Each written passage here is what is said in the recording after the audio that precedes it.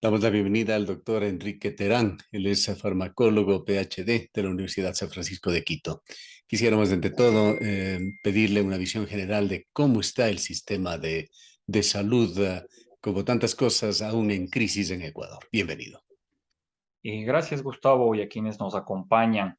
Desafortunadamente, tenemos una contradicción permanente entre los mensajes que se emiten y las acciones que se toman. Hemos visto nosotros que se convocó hace un par de semanas, si no es un poco más, a un proceso activo de vacunación. El señor vicepresidente hablaba que quería recuperarse el espíritu de 9-11, que la empresa privada, la academia, los gremios apoyen para lograr, decía él, hasta finales de septiembre, tener vacunados 10 millones de personas más con la dosis de refuerzo. Lastimosamente hemos visto que el eco ha sido muy pobre, muy poco acogido.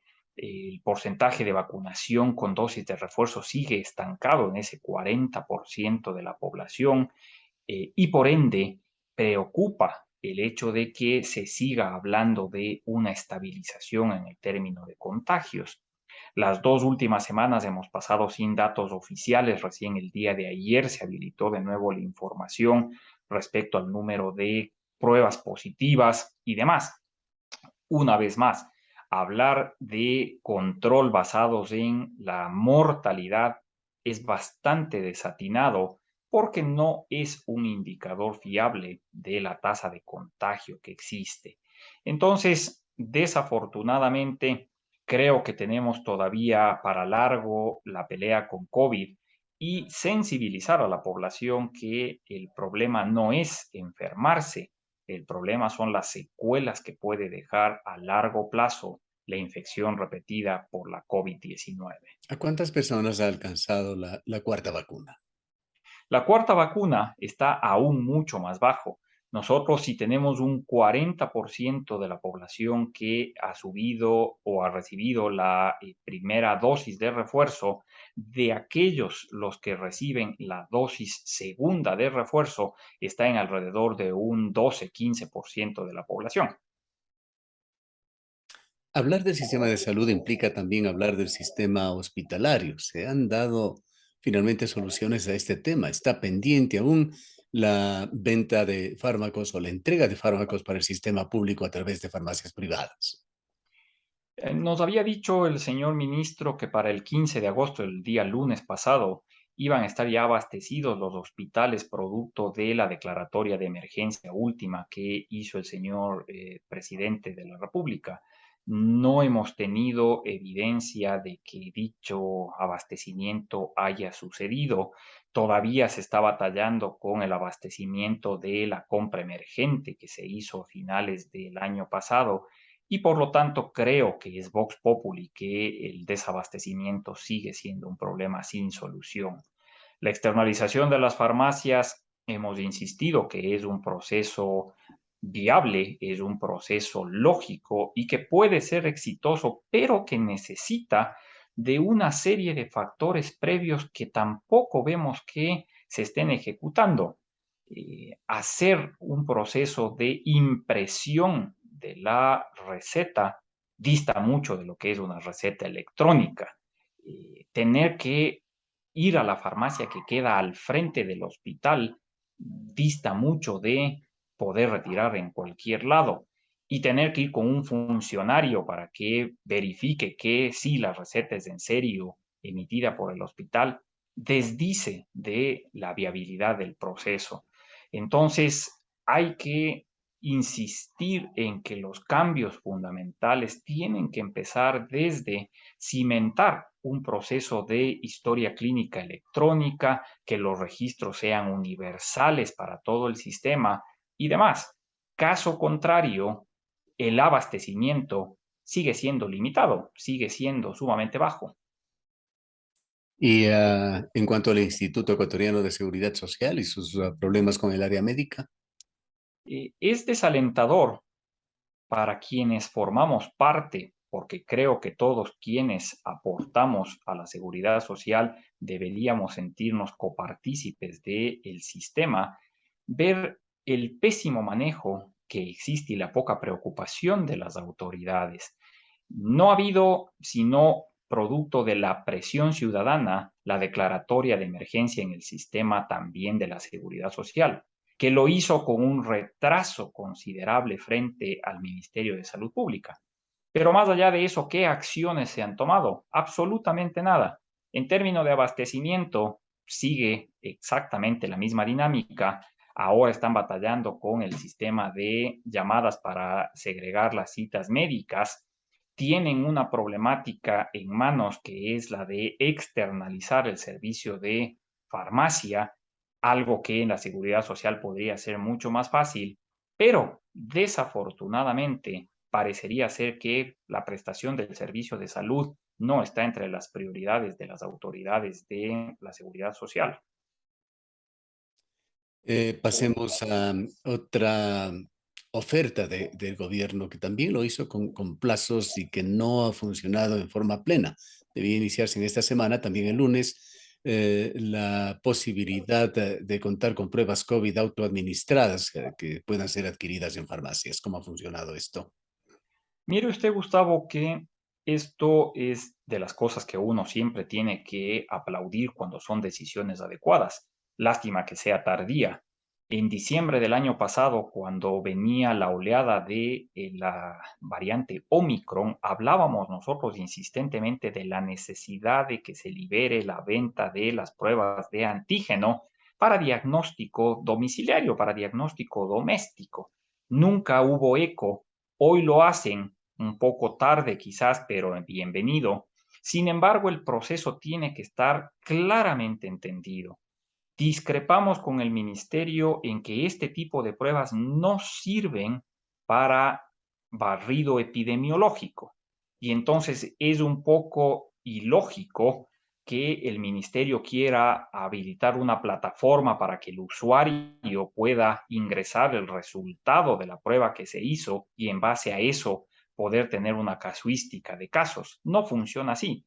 Estas pruebas son simplemente para que quien está sintomático y tiene la duda que se enfermó de la COVID o no, confirme o no la enfermedad, o mucho más importante, usted y yo que estuvimos en una reunión en la oficina y luego recibimos esa desalentadora llamada, uno de nuestros amigos, un colega ha estado con COVID y yo estuve en contacto, la duda implícita es, ¿me contagiaría o no me contagiaría? ¿Estoy o no estoy enfermo? Ahí es donde esta prueba gana valor porque usted se la hace en casa, si le sale negativa, usted se queda tranquilo, si no, procede con el aislamiento del caso. Pero no es para capturar información sobre el contagio o el número de casos, porque tiene indudablemente algunos factores por detrás. El primero y el más importante que tiene que ser garantizado por la autoridad sanitaria, por la ARSA, es la sensibilidad y la especificidad que tengan estas pruebas. Por eso, para quienes nos escuchan, al comprar una prueba, verificar que tenga registro sanitario, porque es la constancia de que ha pasado por el filtro de la autoridad y que la prueba es de calidad para poder ser utilizada. Y la segunda, que es autoprueba. Es una prueba que funciona por hisopado nasal. Y a quienes ya nos han hecho de varias veces la prueba de hisopado, sabemos lo fastidioso que es la colocación del hisopo a través de la nariz. Y claro, afortunadamente lo hace un tercero y nosotros tenemos que aguantarnos. Cuando uno mismo va a introducirse el hisopo, la tentación más común, Gustavo, es que uno diga, me voy a meter poquito, me voy a dejar solo en la fosa nasal, no me voy a introducir por completo. Y pueden venir falsos negativos, puede venir una prueba mal realizada y un resultado que no es adecuado. Por eso la autoridad, con justa razón y certeza, ha dicho que es una prueba doméstica, que necesita validación en casos necesarios. Si usted se hace la prueba y da negativo, pero sigue sintomático, por favor concurra a una casa de salud para que le hagan una prueba de PCR. Si usted hace la prueba, pero tiene algún problema en la ejecución de la misma, tiene que confirmar ese resultado con una prueba de PCR. ¿Está la COVID para quedarse, doctor Terán? Tenemos que pensar en un COVID endémico con estas graves secuelas, más allá de la baja mortalidad de COVID prolongado, post-COVID. Absolutamente. Como de nuevo habíamos dicho ya con anterioridad, el Ecuador no se puede declarar autónomamente ya como un país endémico. La pandemia como tal sigue siendo global. Tenemos inequidades todavía muy marcadas en términos de acceso a vacunas. Hay países que no han logrado una buena tasa de vacunación siquiera con la segunda dosis y por lo tanto el virus sigue todavía causando revuelo de tiempo en tiempo. Observamos nosotros en Europa, en Estados Unidos, en Asia, que se habla de nuevas oleadas. Lo más importante es, por lo tanto, sacarle provecho a lo que aprendimos en estos 2 años de pandemia, la autoprotección. Usted no deje de lavarse las manos, no deje de tener espacios ventilados, evite la aglomeración innecesaria y por favor recurra al uso de la mascarilla. Equivocación gravísima fue apresurarnos en quitar la mascarilla y hacerlo de forma tan agresiva. A eso sumarle un buen estatus vacunal. La gente se preocupa y nos pregunta, pero ¿por qué cada 4 meses, cada 5 meses vacunarnos? ¿Hasta cuándo va a ser esto? Hasta que tengamos control.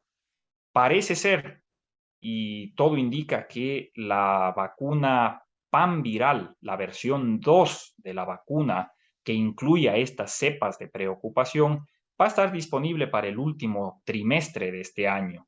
Con eso quizás logremos ese objetivo de vacunación anual, tal cual lo hacemos con la influenza. Pero mientras tanto, apalancarnos en que el Ecuador tiene la fortuna de tener vacuna disponible. No deje usted de recurrir al centro de vacunación y mantenga su vacuna actualizada para que esté protegido y evite consecuencias innecesarias de infectarse de la COVID.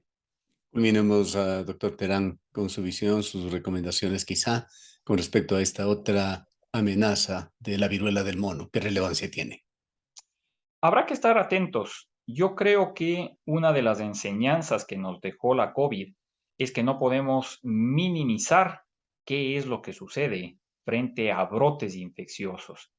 Una vez más, nos llama la atención que en nuestros países vecinos el número de casos va en ascenso y en el Ecuador parecería ser que es mínima o ninguna la impactación. Ojalá no sea un proceso de subregistro o de falta de diagnóstico, pero hay que afrontarlo con la necesidad de concientizar a la población y tratar de reducir cualquier tipo de estigma que es focalizado hacia cierto grupo poblacional. Nosotros necesitamos generar una vez más la conciencia en las medidas de autoprotección que son esenciales en términos de enfermedades infectocontagiosas. Gracias, doctor Terán, por habernos acompañado. Un gusto siempre, a sus órdenes. El doctor Enrique Terán es farmacólogo, PhD, y trabaja como profesor e investigador en la Universidad San Francisco de Quito.